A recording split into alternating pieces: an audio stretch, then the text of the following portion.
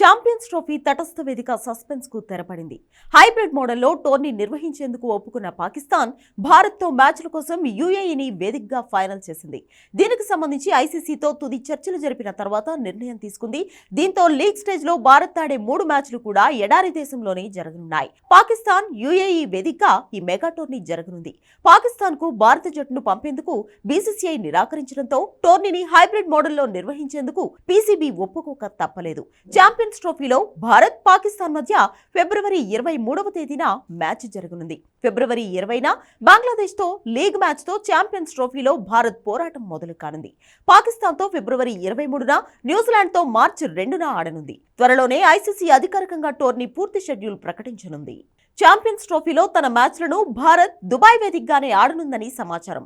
Knockout మ్యాచ్లకు qualify అయితే ఈ మ్యాచ్లు కూడా అక్కడే జరగనున్నాయి. ఫిబ్రవరి 19న పాకిస్తాన్ న్యూజిలాండ్ మధ్య కరాచీలో జరిగే మ్యాచ్తో ఛాంపియన్స్ ట్రోఫీ 2025 టోర్నీ మొదలు కానుంది. మార్చి 4, మార్చి 5 తేదీల్లో సెమీఫైనల్స్ ఉంటాయి. మార్చి 9న ఫైనల్ జరగనుంది. లాహోర్ వేదికగా తుది పోరు జరగాల్సి ఉంది. ఒకవేళ భారత్ క్వాలిఫై అయితే ఈ ఫైనల్ యూఏఈలో జరుగుతుంది. లేకుంటే లాహోర్లో ఫైనల్ నిర్వహించేందుకు పాక్ క్రికెట్ బోర్డు నిర్ణయం తీసుకుంది. ఛాంపియన్స్ ట్రోఫీలో 8 జట్లు లీగ్ దశలో 2 గ్రూపులు ఆడతాయి. ఐసీసీ వన్డే ర్యాంకింగ్స్ ప్రకారం టాప్ 8లో ఉన్న జట్లు ఇప్పటికే క్వాలిఫై అయ్యాయి.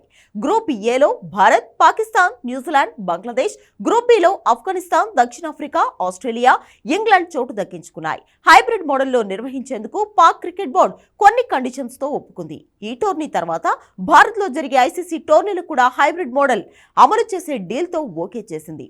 దీంతో 2027 వరకు భారత్లో జరిగే అన్ని ఐసీసీ టోర్నీలు కూడా హైబ్రిడ్ మోడల్లో ఉండనుంది. పాకిస్తాన్ ఆడే మ్యాచ్లు ఇండియాలో కాకుండా తటస్థ వేదికల్లో జరుగుతాయి.